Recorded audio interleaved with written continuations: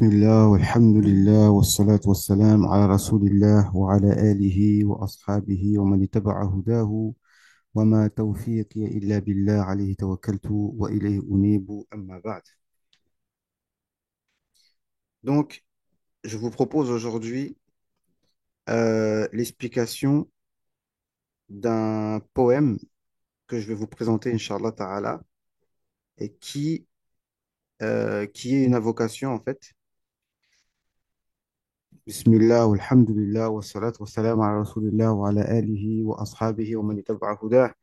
وما توفيقي إلا بالله عليه توكلت وإليه أنيب أما بعد. Donc, je vous présente aujourd'hui une qasida.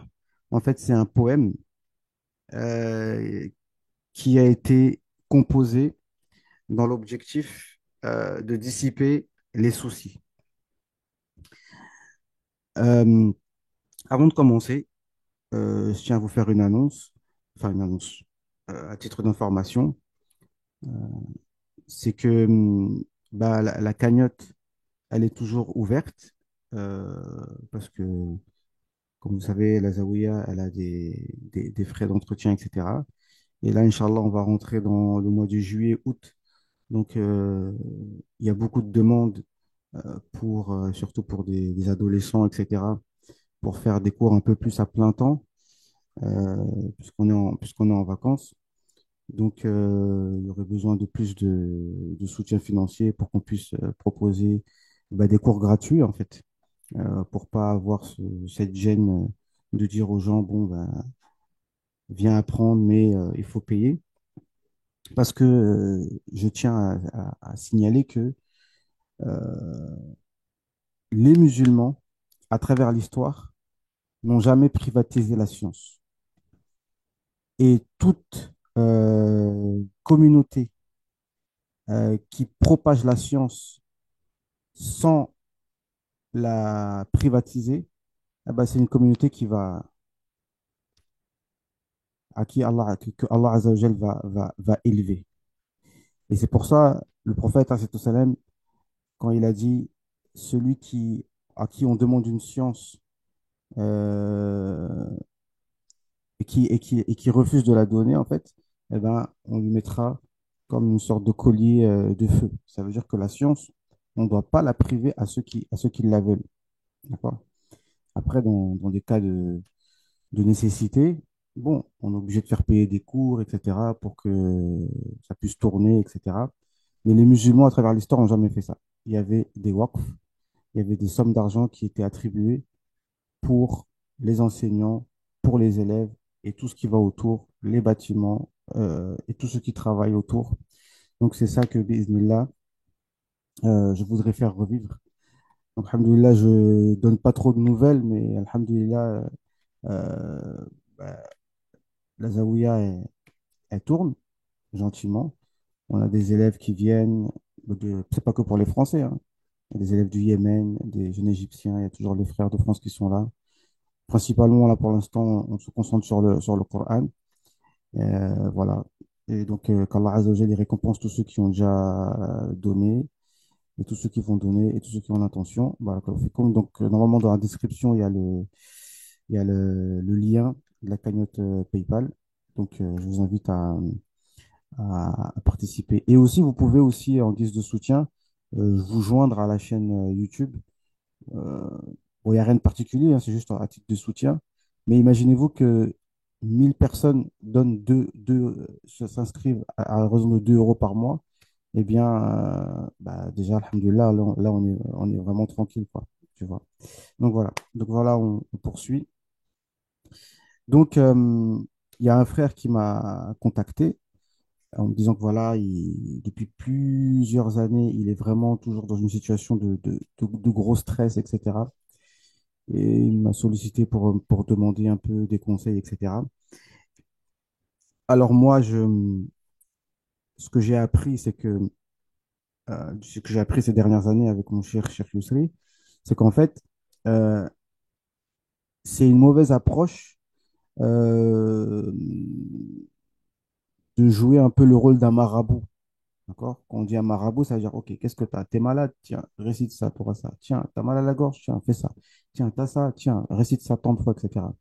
Ça, bien sûr, on le fait, mais ce qu'il faut comprendre, c'est que le plus haut degré, et si on connaît vraiment Allah subhanahu wa ta'ala, eh bien, on va savoir que tout ce qu'Allah prédestine pour nous, c'est uniquement du bien et de la sagesse. Si on savait le bien qu'il y a derrière ce qu'Allah Azza wa Jal nous a prédestiné, eh ben, on ne chercherait même pas à changer une seule pierre sur notre chemin.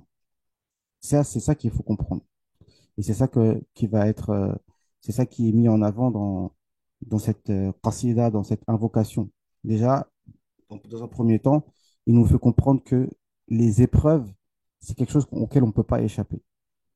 Les épreuves, c'est quelque chose auquel on ne peut pas échapper. Maintenant, il faut savoir comment on doit appréhender les épreuves. Une fois qu'on a bien compris ça en termes théoriques, après, on œuvre de façon libérée.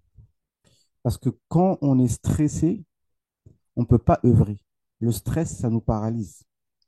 Donc déjà, et pour enlever ce stress, bah, c'est déjà la connaissance. Avant même que je vous dise, récite 100 fois ça, récite tant de fois ça, récite tant de fois ça, déjà, il faut avoir une conception qui déjà te libère et te tranquillise. Tu es tranquille dans ton cœur. Et quand tu es tranquille dans ton cœur, tu œuvres en termes d'adoration et aussi tu vas œuvrer dans ta vie pour travailler, etc., pour faire les causes. D'accord? Parce qu'en fait, il y a vraiment beaucoup de connaissances à développer. Il y a en ce moment des chaînes YouTube qui s'ouvrent avec des anciens orateurs américains qui donnent des leçons de vie, des paroles de motivation, mais c'est vraiment des trucs extraordinaires, il faut dire la vérité. En fait, ils décortiquent tous les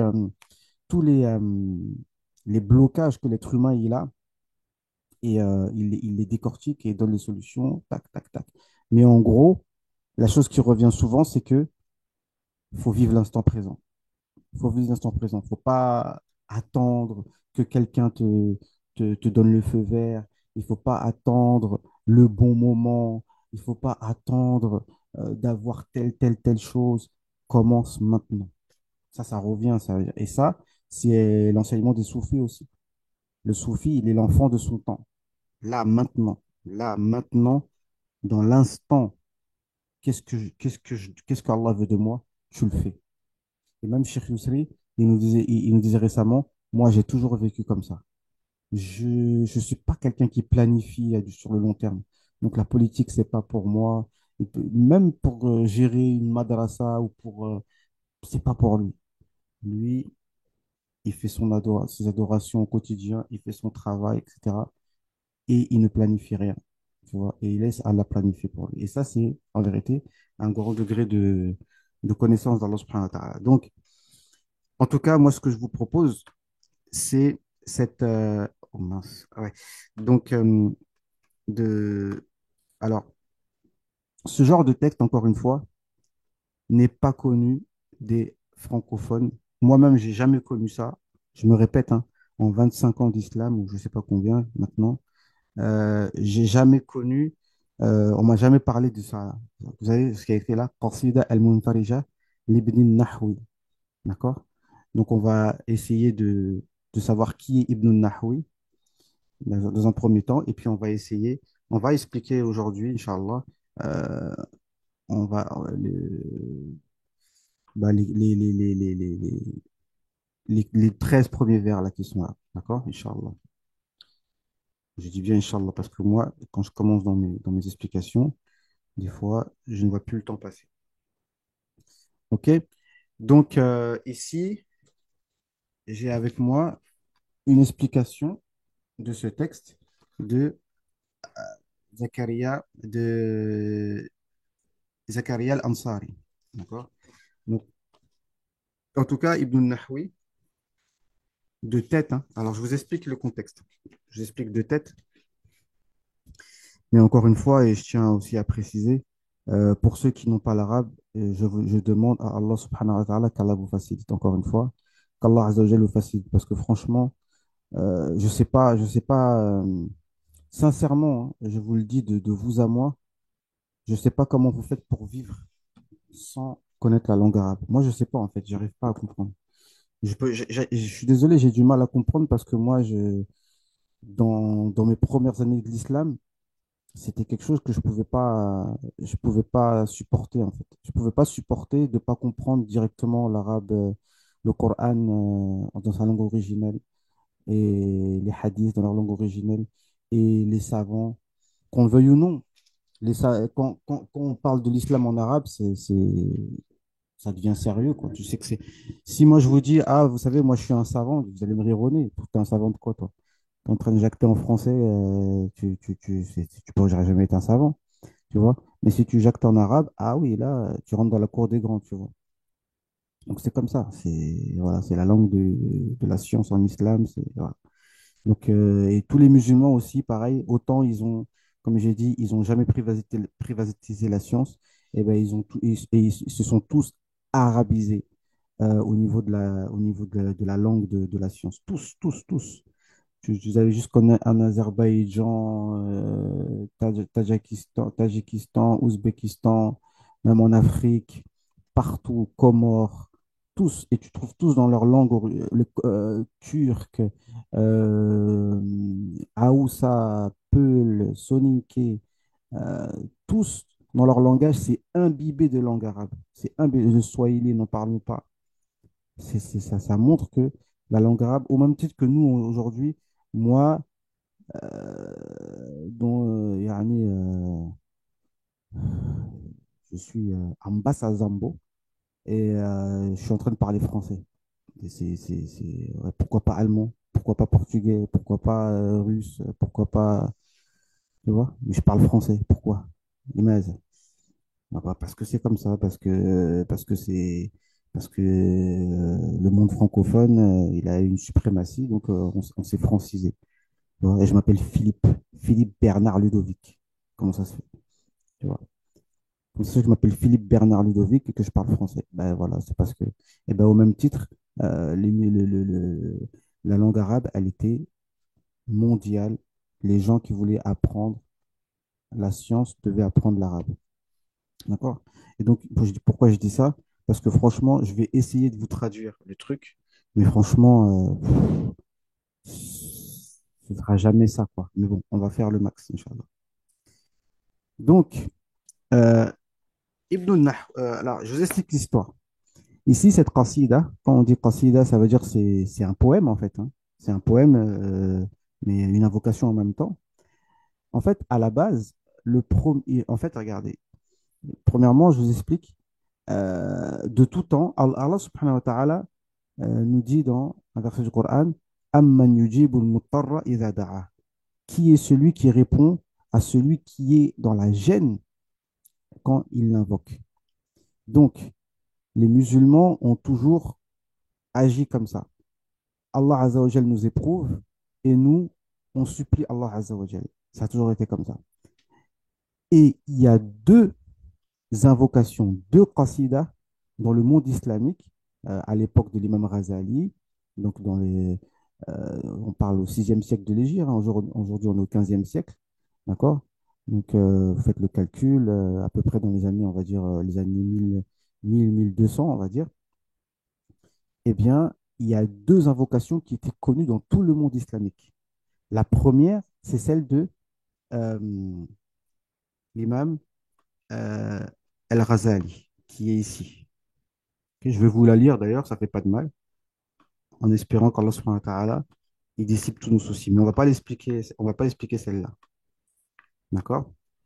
L'imam Al-Ghazali, il a composé cette invocation-là, qui était très connue donc, dans le Mashriq, donc tout ce qui est du côté de la Palestine, la Jordanie actuelle, le Shem, quoi, le Mashriq. Et les gens du Maghreb, donc Andalousie et Maghreb et tout ça, lorsqu'ils ont vu qu'il y avait une invocation qui était connue de l'autre côté, eux aussi, ils ont voulu faire la leur. La différence, c'est que celle de l'imam Razali, elle est claire. On va dire qu'il n'y a pas. autant de profondeur. Par contre, elle est très bien, hein, mais tout est clair. Et en fait, il n'y a presque pas besoin d'explication parce que celui qui comprend l'arabe, il lit cette invocation, il la comprend facilement. Alors que Ibn Nahwi, quand lui, de leur ils ont voulu en faire une, il l'a fait vraiment avec les connaissances vraiment profondes des soufis. Donc, du coup, il y a en même temps une éducation spirituelle dans celle qu'on va expliquer aujourd'hui d'Ibn Nahwi. Dans un premier temps, il va nous expliquer comment on doit concevoir la notion d'épreuve et ensuite, il va nous dire quelles sont les différentes actions qu'on peut faire. D'accord? Donc, voilà. Mais par contre, l'imam Razali, il a garanti, entre guillemets, que celui, il dit, si tu as le moindre problème, eh ben, dis ça. Regardez ici. الشدة أودت بالمهج يا رب فعجل بالفرج. Il a dit, si tu as le moindre problème, dis ça. C'est-à-dire, dis le poème qui commence par ça. Oui, je vous montre à la fin. Tout à la fin, il dit, وإذا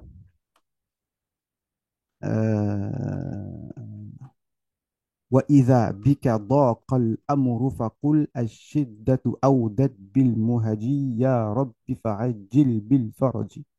Il dit, dès que tu te sens coincé par quelque chose, alors dis الشدة أودت بالمهج, qui est le premier vers. Donc, il te le garantit, c'est prouvé, et c'est prouvé à travers les siècles, à travers depuis les musulmans, à chaque fois qu'ils font cette invocation, eh bien, ça marche. Ya Allah, c'est pas possible.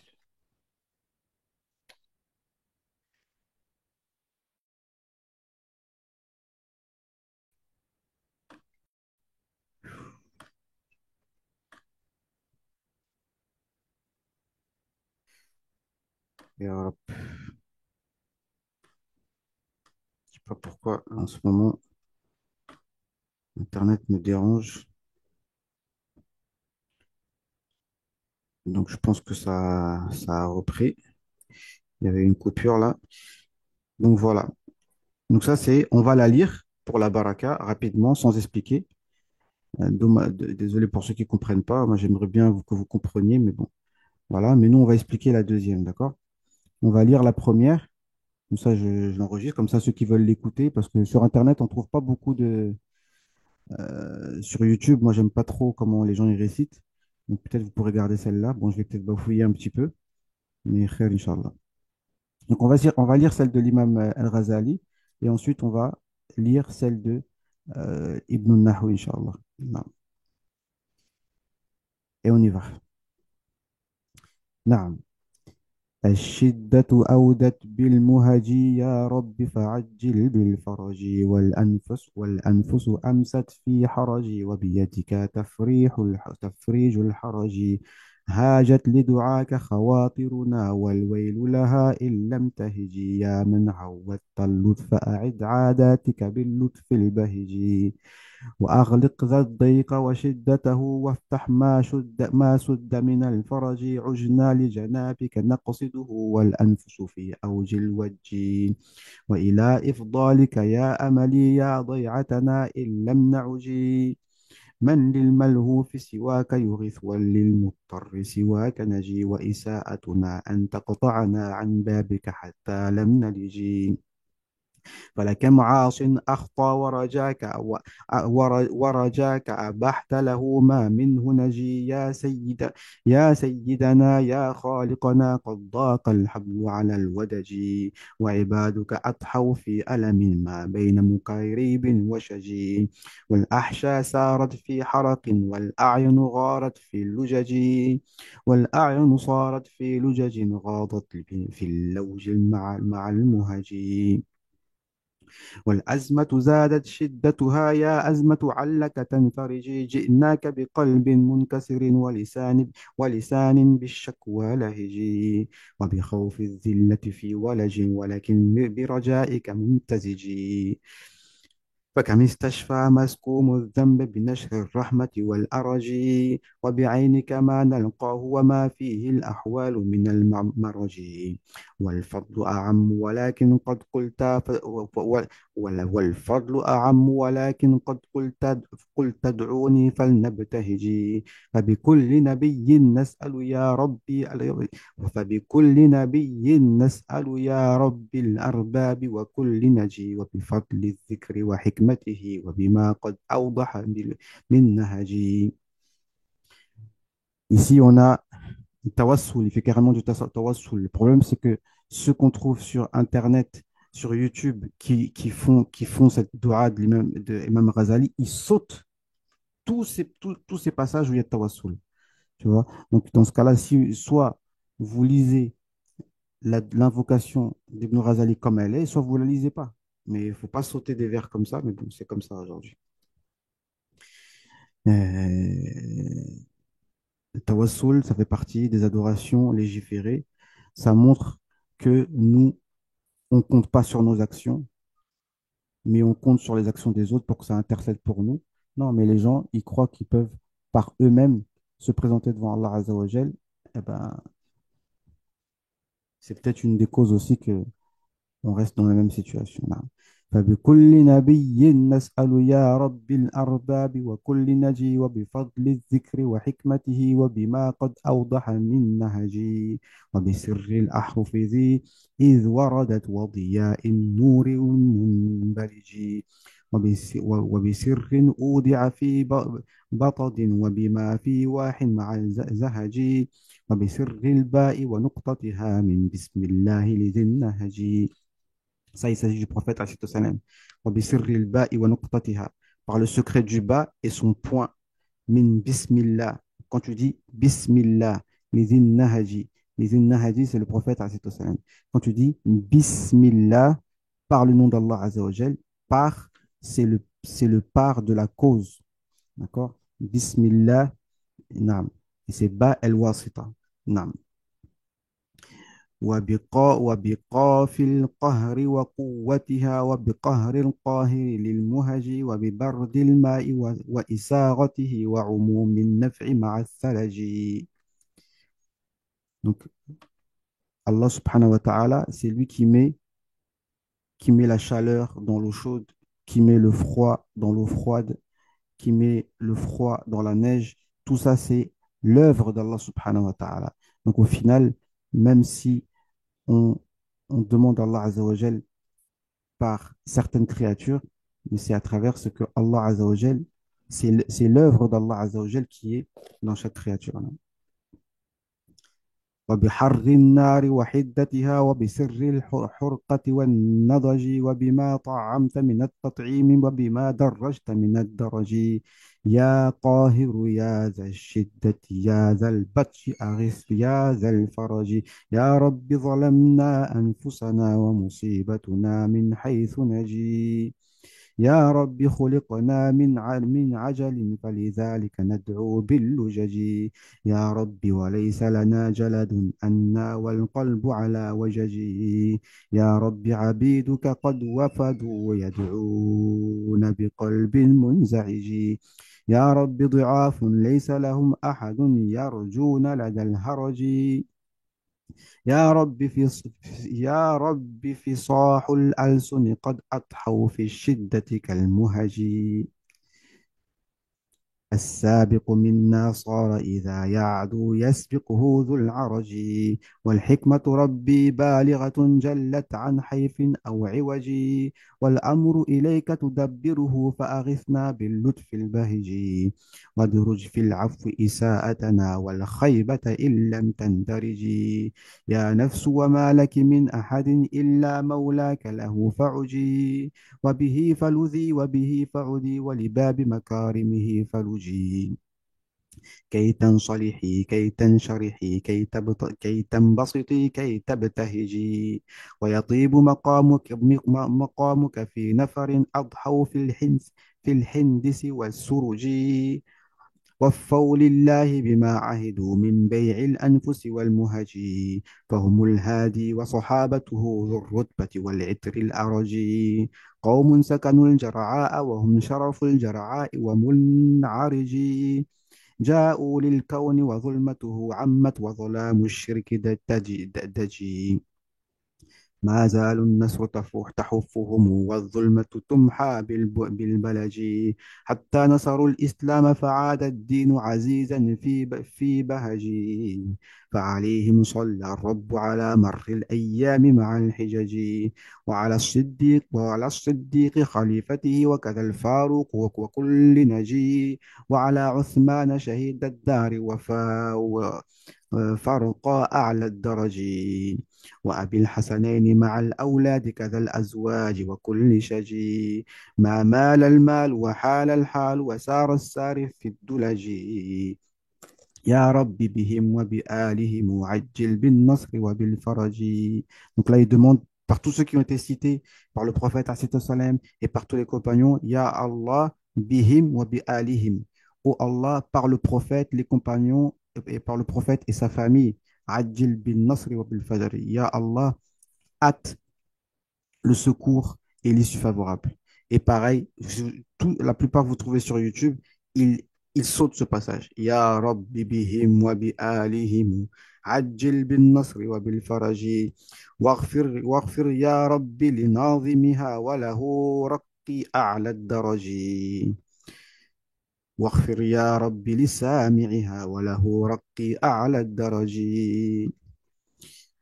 واختم عملي بخواتمها لأكون غدا في الحرش نجي، وإذا بك ضاق الأمر فقل الشدة أودت بالمهج، يا رب فعجل بالفرج.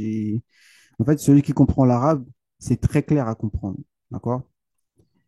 Maintenant, alors peut-être que je l'expliquerai un autre jour, mais c'est très simple. Mais ici, je vais expliquer celle-là, Inch'Allah, parce que celle-là, il y a beaucoup de profondeur, ok? Ya Rabbi. Naam. Donc, Ibn Nahwi, en gros, c'était un savant de l'Andalousie et qui ensuite s'est basé en, qui s'est basé en Tunisie, la Tunisie actuelle. Euh, Machallah, c'était un grand savant, etc., etc. Par contre, ils étaient à l'époque des Mourabitoun et des Mouahidine, et eux, ils n'aimaient pas effectivement le ilm al-kalam, ni le usul fiqh, toutes ces choses-là. Donc, ils étaient un peu comme les taymistes, d'accord, avec quelques différences. Et quand il y avait un savant, attendez, je vous raconte l'histoire, une petite anecdote. En fait, il y a un shir qui est venu pour leur enseigner donc le ilm al-kalam euh, et ils l'ont rejeté et il a dit tu as empêché la science qu'Allah te fasse mourir et à cet endroit et la personne est morte à cet endroit. معاناته العلمية. حضر ابن بسام في اليوم الثاني سحرا في مكان أيوة c'est ça l'histoire. Regarde. ولما قدم سجل الناس نزل بالمسجد ابن مالك لتدريس الأصلين. Il est venu pour enseigner donc علم الكلام etc. فمر عبد الله ابن بسام وكان من رؤساء البلد فقال ما العلم الذي يقرأه هذا الإنسان. Il dit c'est quoi cette science que tu ramènes. فقيل له أصول الدين وأصول الفقه. Donc أصول الدين c'est donc علم الكلام et أصول الفقه. فقد رأى هذا يريد أن يدخل علينا علوما لا نعرفها. Il veut rentrer une science qu'on ne connaît pas. وأمر بإخراجه من المسجد. Il a fait sortir de la mosquée. فقال أبو الفضل من مكانه ثم قال donc ils l'ont fait sortir. Il a dit أمت العلم. Tu as fait mourir la science. أماتك الله ها هنا. qu'Allah te fasse mourir ici. وكانت عادة أهل البلد أن يعقدوا أنكحتهم في المسجد بالسحر. Donc ils avaient l'habitude de faire les mariages le matin d'accord, le mariage le matin. فحضر ابن بسام في اليوم الثاني سحرا. Donc il est venu le matin في المكان المذكور بسبب عقد pour assister au mariage. فمرت به جماعة من سنهاجة فقتلوه بالرماح. Et donc des gens de Senhaj, ça doit être des berbères de Senhaj qui l'ont tué avec des lances. Non. Donc, je ne sais pas si c'est de qui il s'agit exactement. لقد لقي ابن النحوي المتاعب والمقاومة من الفقهاء والرهباء. Donc, ouais, c'est Ibn Nahwi qui a subi ça. Non. لقد, c'est lui qui a fait dua contre لقد لقي ابن النحوي المتاعب والمقاومة من الفقهاء والرؤساء. Donc, il a souffert à cause des Mourabitoun, etc. زمن استقراره بالمغرب الأقصى. Donc, quand il était en Andalousie, il est venu en Tunisie. عندما قرأ علم الكلام وعلم أصول الفقه. Donc, c'est lui, Ibn Nahwi, qui a fait dua contre lui. Non. En gros, ouais. Et alors, pourquoi il a écrit cette qasida? En gros, donc des gens, ils l'ont agressé, ils ont voulu l'agresser, lui prendre tout son argent, etc. Et il a fait cette dua-là. Donc, on commence, Inch'Allah, comme d'habitude, hein, une longue introduction. Je suis déjà à 30 minutes, mais Inch'Allah, je ne dépasse pas 1 heure. De toute façon, j'ai la prière dans pas longtemps. Donc ici, celle-là, machallah, vous la trouverez vous pouvez la trouver sur, sur, sur YouTube. Par contre, machallah, dans la zawiya de Cheikh, comment il s'appelle? Ah, comment il s'appelle déjà? C'est Cheikh Mouhetli, Maram, je sais plus. Une zawiya en Algérie, machallah. Alors, je vais la réciter à leur façon à eux. De toute façon, on n'est pas pressé. Donc, je la récite, Inch'Allah, et puis après, je vous explique. Mince. Bougez pas, bougez pas. Oh là là, j'ai perdu une page qui s'est ouverte, là, ça m'a masqué le truc. Bougez pas.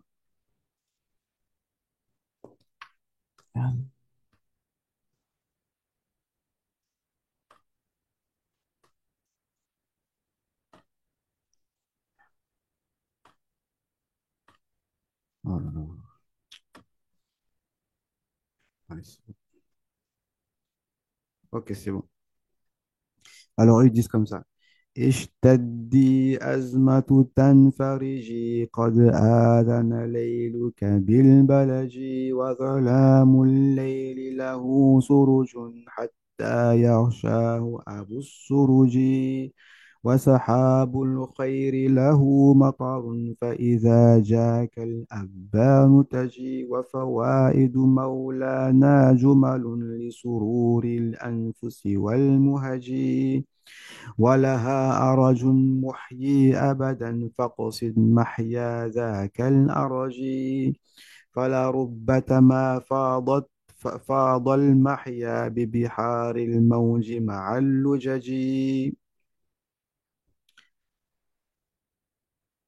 والخلق جميعا في يده فذو سعة وذو حرج ونزولهم وطلوعهم فإلى درك وعلى درج ومعايشهم وعواقبهم ليست في المشي على عوج حكم نسجت بيد حكمت ثم ثم انتسجت بالمنتسج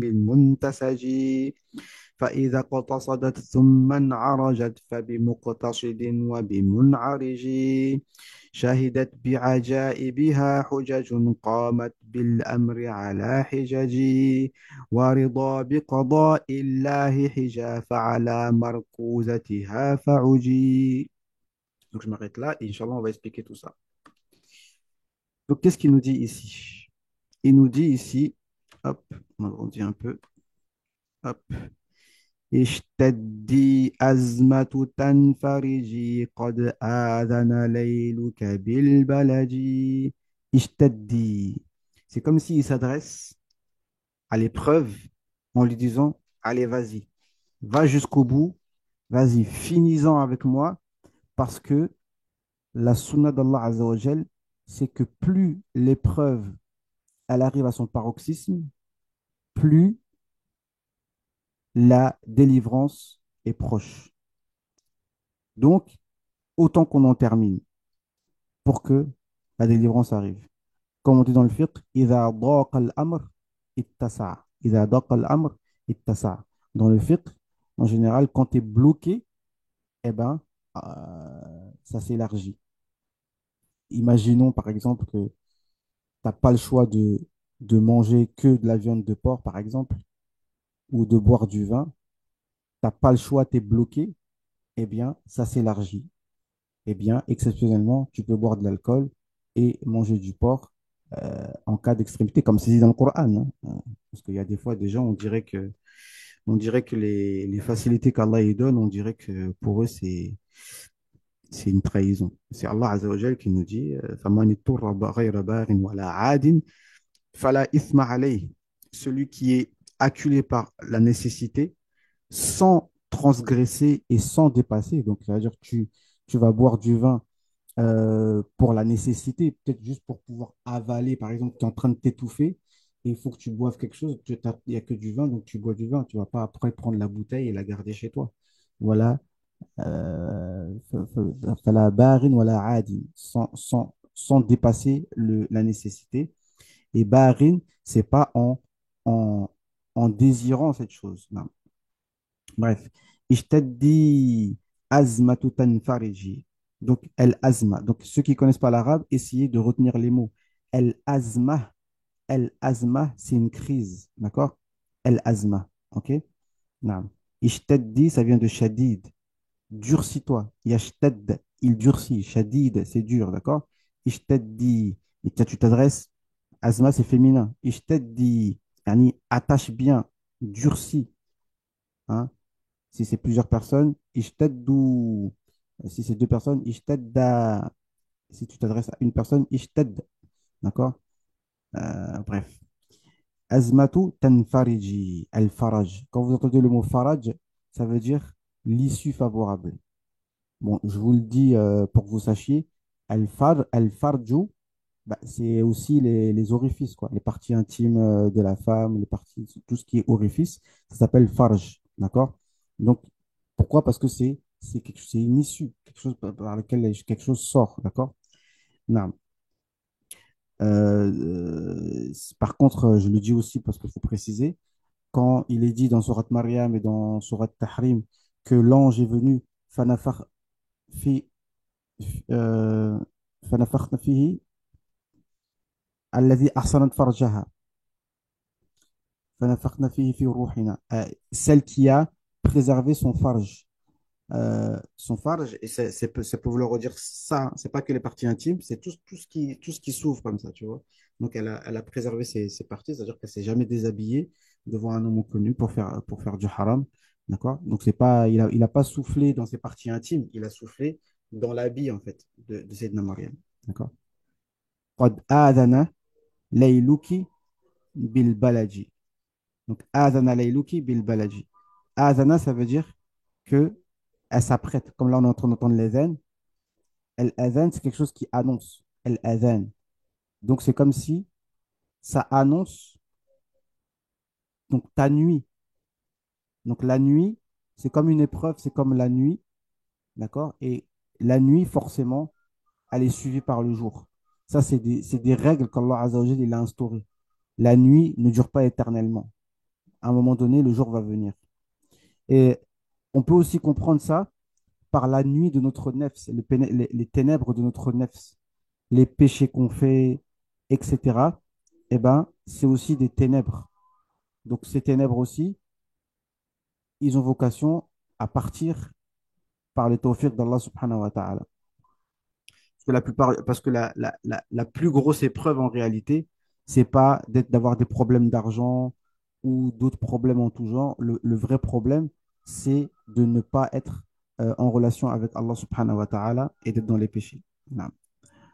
وظلام الليل له سرج حتى يغشاه هبو سرج. Et les ténèbres de la nuit, elles ont. Alors, sarj, ça c'est ce qu'on.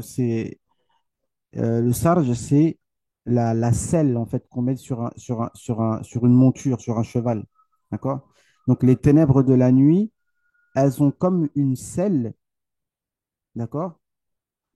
Que tu montes dessus jusqu'à ce qu'elle soit couverte par Abu Suruji, donc le père de la lumière. Quand tu dis Abu Suruji, c'est celui qui, quoi. Sahib Suruj, ça veut dire le soleil. Donc, la nuit, tu vogues sur la monture de la nuit jusqu'à ce que le jour arrive. D'accord? Donc, ça, déjà, c'est quelque chose qui a vocation à donner l'espoir. Dire, OK, pour l'instant, je suis dans le stress, mais forcément, Allah subhanahu wa ta'ala, il va me soulager. وصحاب الخير له مطر فإذا جاء الأبان تجي et صحاب الخير له مطر. Les nuages, sahab, c'est les nuages. Et al-khair, c'est le bien. Al-khair, c'est le bien. Euh, lahu matarun. Elle a de la pluie. En fait, la pluie, ben, quand la pluie arrive, en fait, et que les nuages arrivent avec la pluie, et ben pareil, ça annonce que ben, la sécheresse va terminer et que l'eau va venir sur la terre pour faire revivre la terre. Et c'est comme, en fait, et le Cheikh Yusri, quand il explique ce poème, en fait, il explique qu'en fait, vous voyez ces paroles qui sont dites comme ça sous forme de poème, mais sachez bien une chose, c'est que c'est imbibé, imprégné, d'accord, de versets du Coran. C'est-à-dire que c'est des gens qui, ils ont tellement le Coran qui coule dans leur sang que chaque mot qu'ils disent, il y a des versets du Coran derrière, il y a des hadiths, il y a des, il y a un univers, il y a des milliers de versets, des milliers de hadiths, d'accord, qui sont cachés derrière.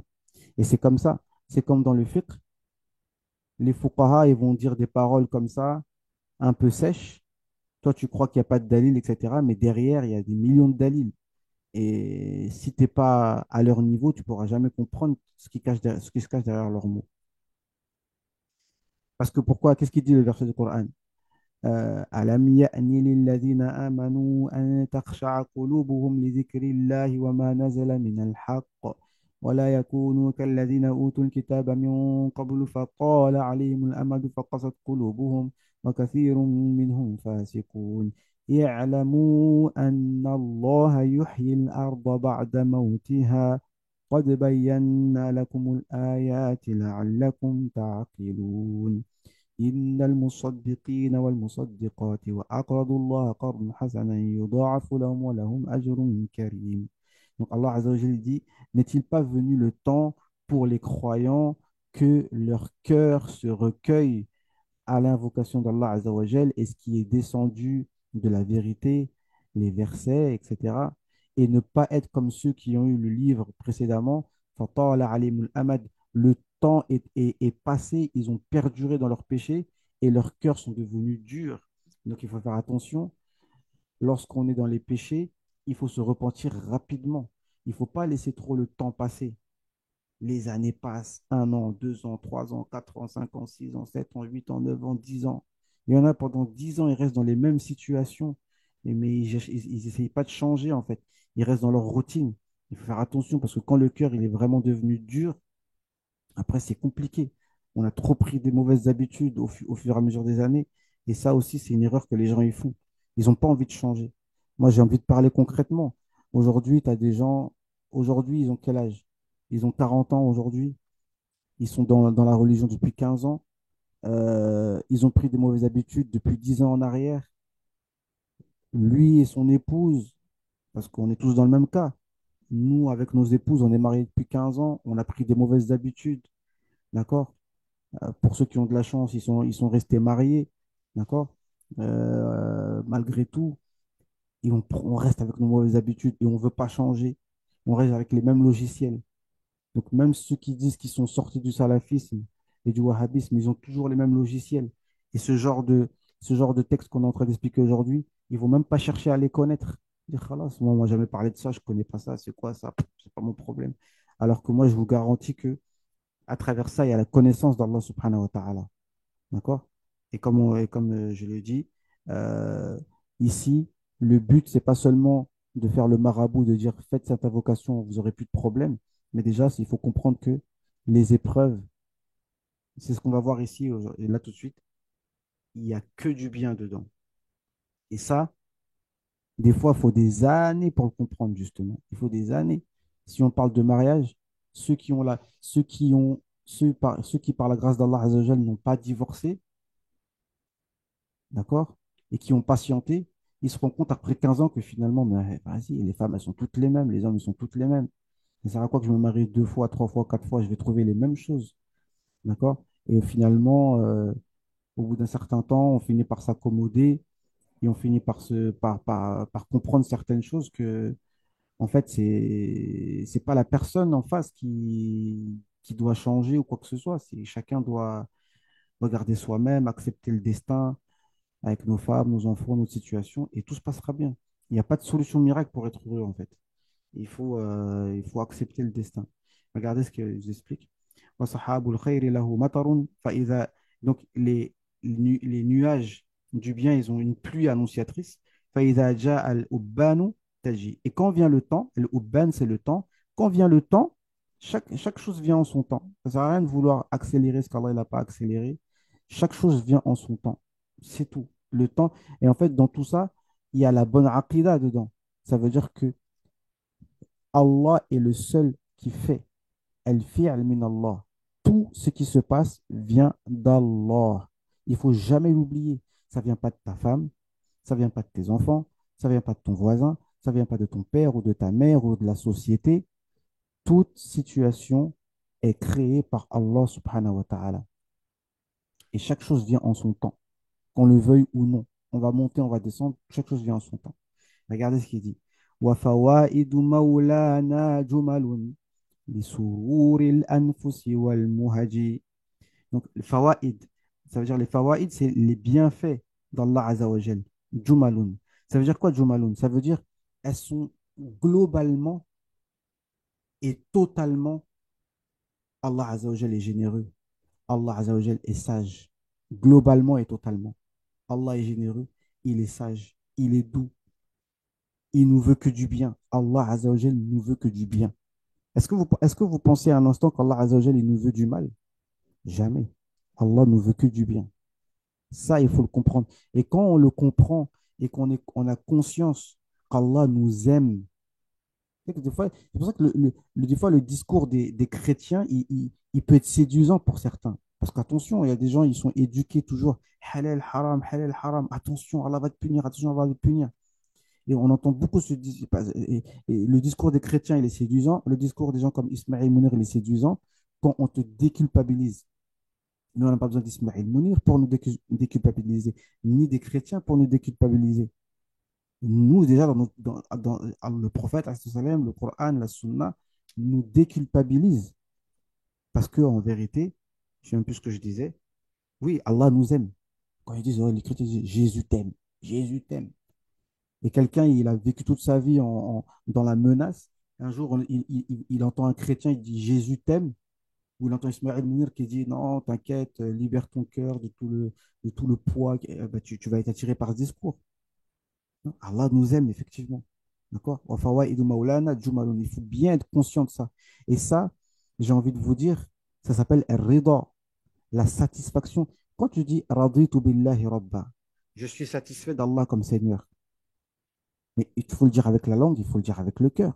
Si tu dis raditu billahi rabba wa bil islam dina wa bi sayyidina Muhammad rasulan wa nabiyya, je suis satisfait d'Allah comme Seigneur. Mais si toi, en fait, tu es toujours en train de te plaindre, ouais, mais je suis pas bien.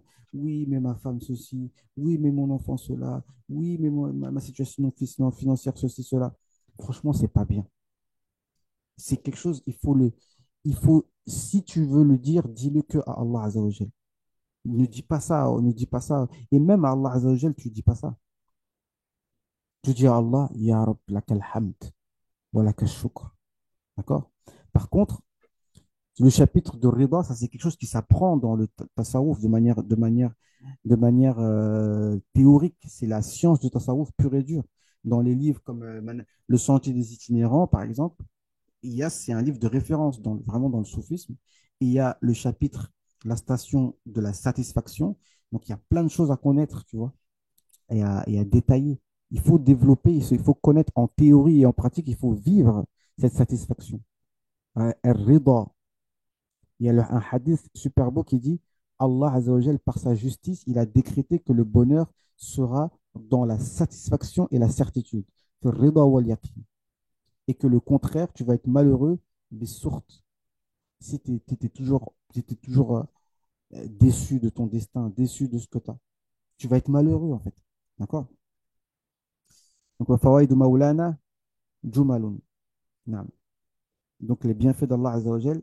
Naam. Donc, moi, je disais, euh, il faut vraiment montrer à Allah Azzawajal qu'on est satisfait. Et ça libère et même, parce qu'en fait, on est paralysé, hein, nous tous, hein. C'est ça qu'on appelle la dépression. Tu es complètement paralysé par le stress et tu peux plus rien faire, en fait. Et des fois, ça va loin. Les gens, ils se retrouvent finalement à dormir dehors à cause de ça.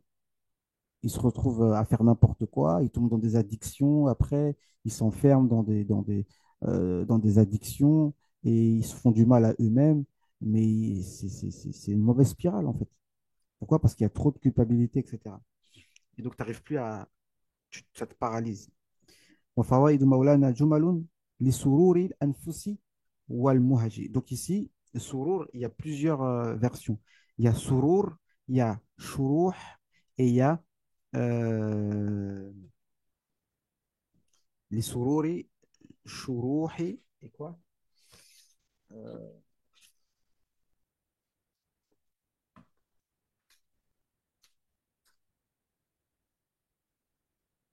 Surur, shuruh et bah, je sais pas. Il y a trois normalement. Mais surur, ça veut dire la joie de l'âme et du cœur. Ou bien shuruh pour, comment on dit ça? Euh, comment on appelle ça? L'épanouissement de l'âme et du cœur, du nefs et du cœur. D'accord? Donc ça veut dire que quand tu es, tu es conscient des bienfaits d'Allah Azzawajal malgré tout, eh ben, voilà, comme ils disent les chrétiens, mon cœur est en joie. Oui, ton cœur sera en joie. Ici, surur. Maintenant, ici, il y a al-anfus ou al-muhaj. Donc, il y a le nefs et le muhaj, c'est le cœur, c'est l'âme. D'accord? Donc, c'est quoi l'âme? C'est quoi le nefs?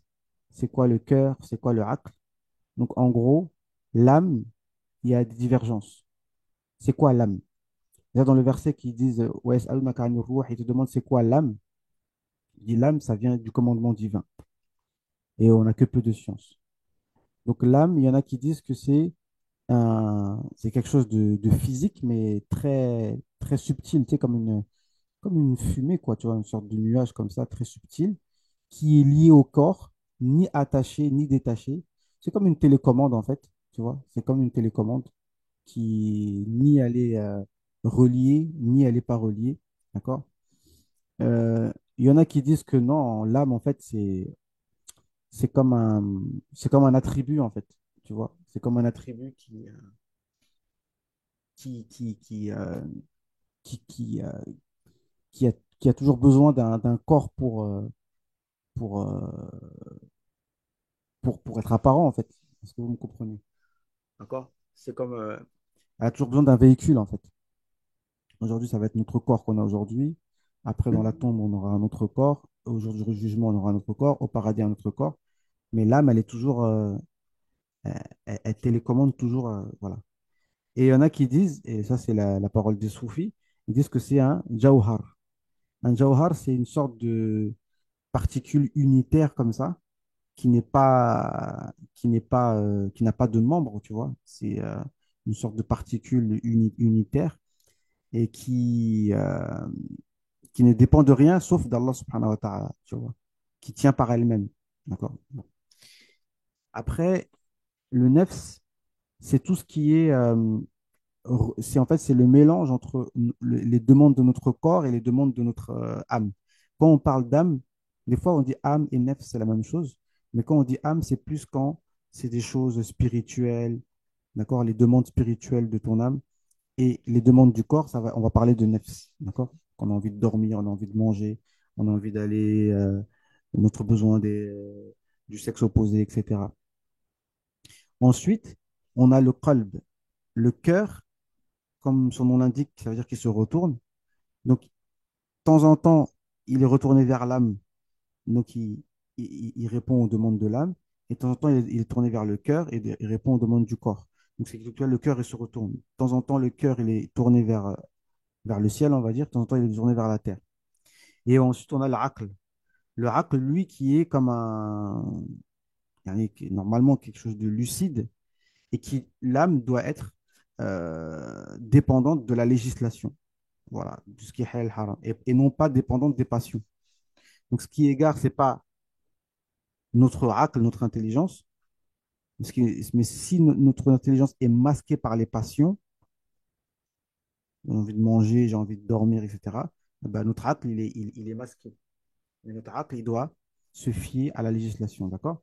Donc ici, tout ça pour dire que quand on est satisfait et qu'on est conscient des bienfaits d'Allah Azzawajal, ici, notre âme et notre nefs et notre âme seront en joie et ils seront épanouis, d'accord? ولها أرج محيي أبدا فاقصد محيا ذاك الأرج ولها أرج محيي أبدا. Et donc, elle a des. Alors, Adarjun, ça veut dire quoi exactement? Mais en gros, ça veut dire que les épreuves, elles te font vivre, en fait. يعني euh, فاقصد محيا ذاك الأرج. Attends, ça veut dire quoi ça déjà? ولها أرج أرج الطيب. Ah, naam, du parfum. Arajun. Donc, elle a un parfum, en fait. Muhyi abadan. Un parfum, toujours qui. Tu vois, même quand des fois tu te sens mal, des fois, une bonne odeur, ça te redonne de la vitalité.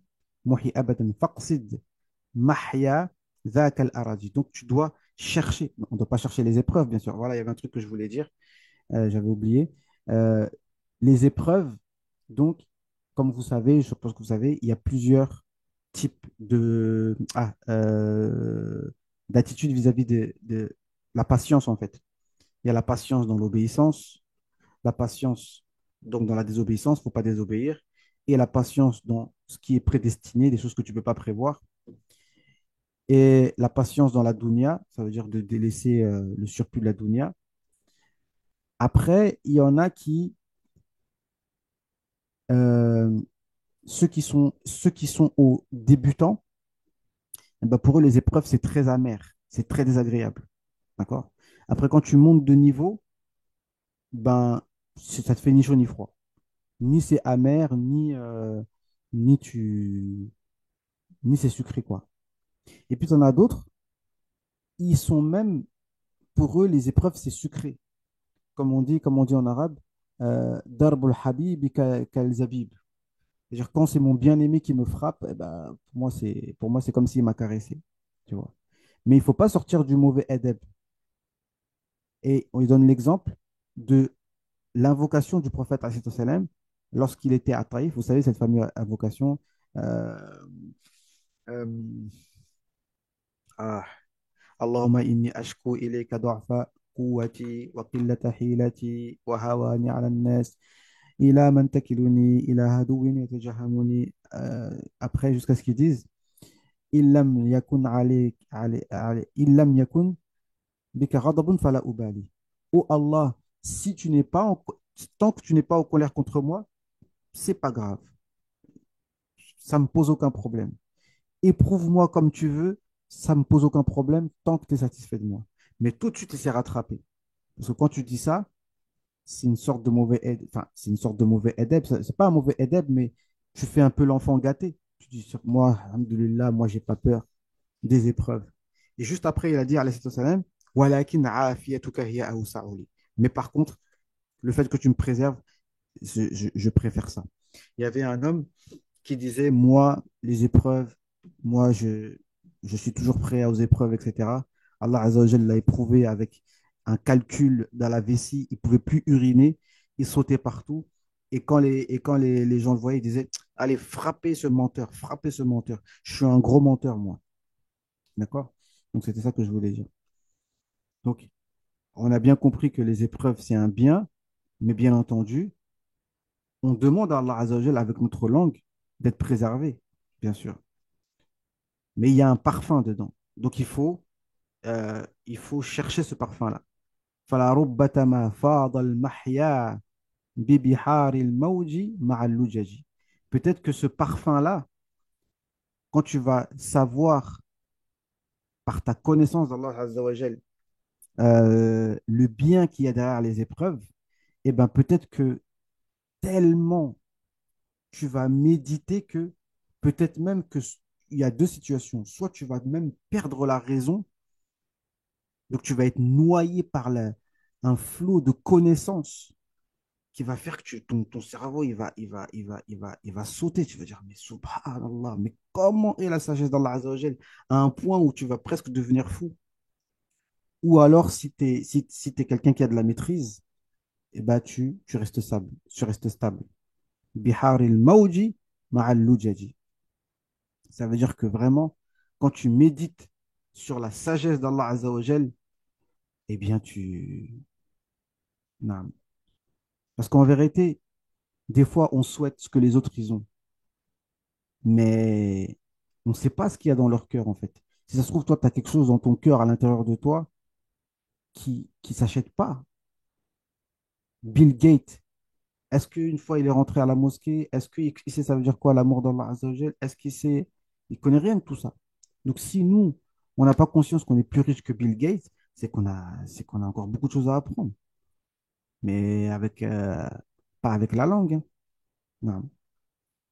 Et ici, il nous dit وَالْخَلْقُ جَمِيعًا فِي يَدِهِ فَذَوُ سَعَةٍ وَذَوُ حَرَجٍ.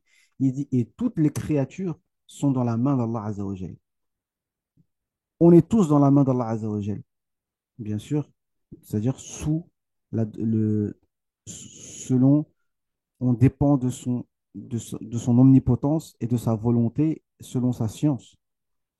Et parmi les créatures, il y en a qui sont dans la largesse et d'autres qui sont dans la difficulté. Mais ça veut dire quoi la largesse? La largesse, c'est pas seulement d'avoir de l'argent, des enfants. Même il y en a, ils sont éprouvés, les pauvres, ils sont pas mariés. Miskin, il a 40 ans, il n'est pas marié, 42 ans, il n'est pas marié, les pauvres, ils sont célibataires, etc. J'avoue, c'est difficile, moi. Yani, c'est difficile. Mais, mais ce que Allah Azza wa Jal peut te donner dans ton cœur, à toi, ça se trouve, tu es célibataire, mais c'est peut-être mieux pour toi d'être célibataire. Tu vois, c'est beaucoup mieux, 1000 fois mieux. Alors, quelqu'un, il est, la vieille femme, elle a 50 ans, elle n'a pas d'homme. Mais si ça se trouve, c'est 1000 fois mieux pour toi d'être célibataire. Mais ça, on n'en sait rien. On peut pas. C'est ça que cette science qu'on n'a pas, tu vois. Et quelqu'un qui est marié, peut-être même qu'il est content d'être marié, mais tu sais pas que ça se trouve, toi, le père de famille, tu vas aller en enfer à cause de ta femme, parce que tu t'occupes pas bien d'eux. Tu as une femme, tu as des enfants, tu t'occupes pas bien d'eux, tu peux aller en enfer à cause d'eux. Ça, c'est pas une blague, hein. Donc, ça aurait été 1000 fois mieux pour toi de ne pas être marié. Et le cheikh Yousri, lui, il est clair sur ça. Il dit, si t'es pas apte à te marier, ne te marie pas, frère. Reste célibataire, c'est mieux. Ça, c'est des paroles des gens qui savent de quoi ils parlent, hein. Non. Donc, voilà, t'as pas d'enfant. Je sais que c'est dur, j'imagine bien, tu vois, t'as pas d'enfant, tu te regardes et tout. Mais si t'as, des fois, les enfants, ils te causent des soucis incroyables, comme nous, on a causé des soucis à nos parents. Donc, tout ce que je veux dire, c'est que il faut pas regarder les autres. Allah Azza wa Jal, comme il va dire après, chacun, Allah, il lui donne, comme un tailleur, il lui donne les vêtements selon ta taille, c'est du sur-mesure. Regarde pas les autres. Parce que tu sais pas, nous, on voit que l'apparence. Il a combien, quoi, comment, tu vois, on voit que nous, on est toujours sur l'apparence. Mais tout ce qui est caché, on ne sait pas. C'est tout un monde qu'on ne connaît pas. D'accord? C'est ça qu'il est en train d'expliquer. Donc, fazaou sa'atin wa zaou haraji. Et ceux qui sont dans la gêne. Mais ceux qui sont dans la gêne, en réalité, c'est ceux qui ne connaissent pas Allah Azza wa Jal. Wa nuzuluhum wa tulu'uhum fa ila darakin wa ala daraji. Et donc, toute leur fluctuation, tu montes, tu descends, bah, c'est soit darak, soit tu descends en degrés, soit tu montes. Parce que darajat, c'est les degrés vers le haut, les escaliers que tu montes. Et darakat, c'est les degrés vers le bas. D'accord? Donc, chacun en fonction de ce qu'il fait, soit il monte des degrés, soit il descend des degrés. Wa ma'aishuhum wa awaqibuhum laysat fil mashi ala iwaji. Donc, notre vie dans cette dunya et notre destination après la mort, ce n'est pas du hasard. Laysat fil mashi ala iwaji. Il n'y a rien qui est au hasard. Ce qu'on vit dans ce bas monde et notre destination dans l'au-delà, il n'y a rien qui est au hasard. Tout est prédestiné. Tout ce qu'on vit dans ce bas monde et tout ce qu'on va vivre dans l'autre monde, tout est prédestiné. Laysat fil mashi ala iwaji. Donc encore une fois, la foi dans le destin, c'est le pilier le plus dur. Mais si on a compris ça, ça nous libère beaucoup. Et quand je dis encore, quand ça nous libère, eh ben, ça nous libère même pour œuvrer après. Donc c'est avant d'œuvrer, il faut d'abord avoir la connaissance, une connaissance saine et correcte. Après, quand tu œuvres, parce que les frères me disent, oui, j'ai fait. Alors, excuse-moi, le frère, il va se sentir concerné, mais je lui ai dit, c'est vraiment pas un reproche, tu vois. Mais tu vas faire beaucoup d'adoration, mais avec une mauvaise conception, eh ben, ça ne va pas nécessairement donner le résultat que tu souhaites. Et en plus, on ne doit pas nécessairement souhaiter des résultats apparents. Oui, j'ai trouvé une femme, oui, j'ai réussi à avoir un enfant, oui, j'ai trouvé un travail, oui, ceci, cela. Non, c'est pas ça c'est pas nécessairement, ça veut pas dire que c'est pas nécessairement, c'est pas que comme ça qu'Allah il répond à nos invocations. D'accord? Non. حكم نسجت بيد ليست نعم حكم نسجت بيد حكمت. Donc des sagesses qui sont nusijat ça veut dire c'est comme un couturier en fait. Biyadin hakamat, par des mains qui font à la perfection, les mains d'Allah Azza wa Jal, les mains de sa qudra. Thumman tasajat bil muntasaji. Comment on appelle ça là? Je sais pas comment on dit le mot, mais en gros, c'est comme notre vie, c'est comme un vêtement qui a été conçu par Allah Azza wa Jal. Tout ce qu'on vit, c'est comme un vêtement conçu par Allah Azza wa Jal, exactement comme Allah l'a voulu. Donc, c'est pas être Jabrit ou quoi que ce soit, c'est un fait. Allah Azza wa Jal, c'est lui qui prédestine tout. فإذا اقتصدت ثم انعرجت فبمقتصد وبمنعرج. Donc, si notre situation est stable, oui, ça va, comment ça va? Ça va, alhamdoulilah. Il y a la santé, les enfants vont bien, tout se passe bien, alhamdoulilah, j'ai pas de dette, etc. Si tout se passe bien, thumma arajat, et si la situation elle penche, elle commence à flancher, fabi muqtasidin wa bi mun'ariji. Fabi muqtasidin wa bi mun'ariji. Tout ça aussi, c'est selon le décret divin. Shahidat bi'ajaibiha hujajun. قامت بالأمر على الحجج. Donc, shahidat. Ici, quand on parle de shahidat, ça veut dire que c'est là tout ce qu'on est en train de dire, en fait, c'est des connaissances que directement dans les livres, on ne va pas nécessairement les comprendre. Mais c'est des choses que Allah Azza wa Jalla, il a dévoilées à ses serviteurs pieux. Shahidat bi'ajaibiha hujajun. Donc, les preuves de tout ce qu'on est en train de dire, de les sagesses dans les épreuves et dans les décrets d'Allah, c'est les preuves factuelles. Celui qui est intelligent, il se rend compte de cela. Qamat bil amri ala hijaji. Et ça, il a fallu des années, voire des siècles, pour prendre conscience de cette ajaib, des choses étonnantes. Warida bi qada'illahi hija fa'ala markuzatiha fa'uji. Donc, et la satisfaction du destin d'Allah Azza wa Jal, el hija, c'est ça l'intelligence. Fa'ala markuzatiha fa'uji. Et donc, c'est sur ce principe-là que tu dois œuvrer. Fa'uji, ça veut dire tous tes mouvements et ta niya et tes actions doivent être basées sur la satisfaction d'Allah subhanahu wa ta'ala. La satisfaction du décret divin.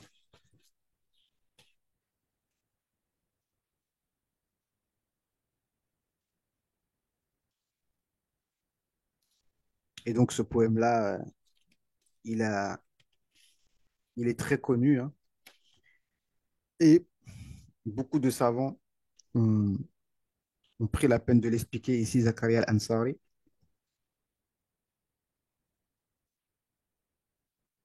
Je vais juste lire le résumé. Naam.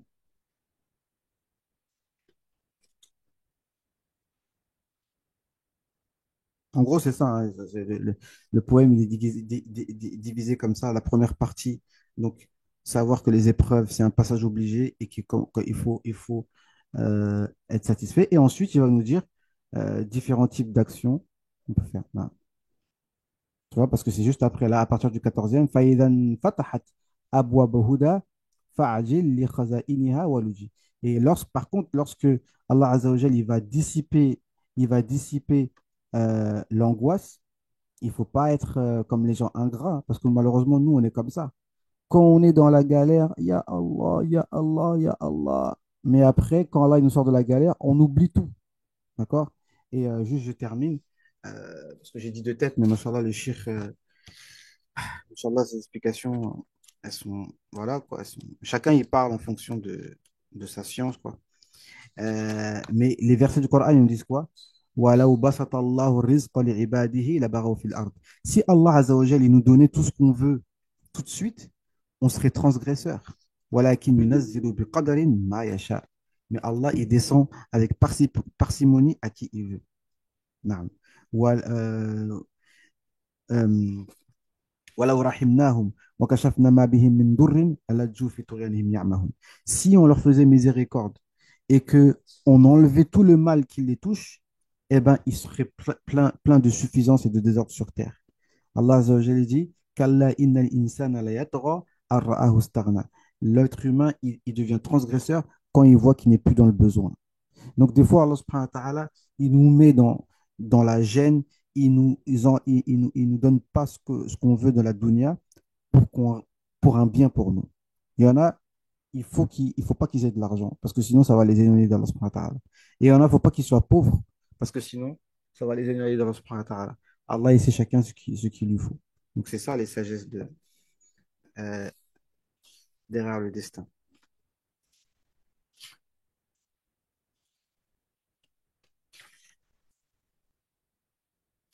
Naam. Et voilà ce qu'on peut dire, hein. Naam. Voilà ce qu'on peut dire. Ça fait 1h10. Barakallahu fikoum pour votre écoute. Et donc voilà, donc ceux qui sont arrivés jusqu'à maintenant, ben, mettez un commentaire. Ben, s'il y a 600 vues, normalement il y a 600 likes.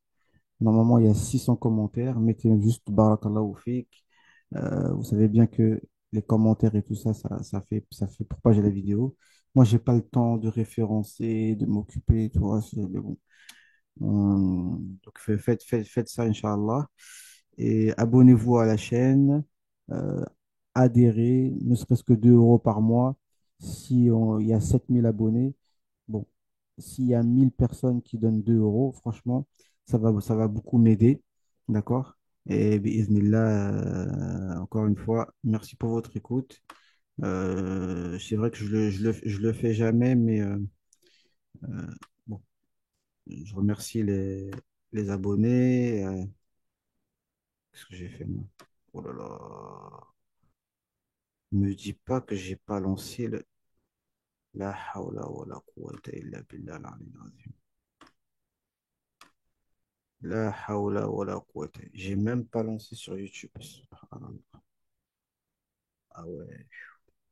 Alors, aujourd'hui, je suis pas en forme. Ya Rab. Et je croyais être sur YouTube, j'y suis même pas, frérot. Heureusement que j'ai enregistré ici. Bon, d'accord, Inch'Allah. Allez, bon, on se dit à la prochaine, Inch'Allah. سبحانك اللهم وبحمدك نشهد أن لا إله إلا أنت نستغفرك ونتوب إليك عملنا سوءا وظلمنا أنفسنا فاغفر لنا فإنه لا يغفر الذنوب إلا أنت اللهم صل أفضل صلاة على أسعد مخلوقاتك سيدنا محمد وعلى آله وصحبه وسلم عدد معلوماتك ومداد كلماتك كلما ذكرك الذاكرون غفل عن ذكر الغافلون السلام عليكم ورحمة الله وبركاته. Purée de ouf. Oh là là, quelle histoire. La hawla wa la quwwata illa billah. Là, l'audio, j'ai oublié d'enlever le casque. Il reste que, heureusement que j'ai enregistré ici. Allez, salam alaikum wa rahmatullahi wa barakatuh.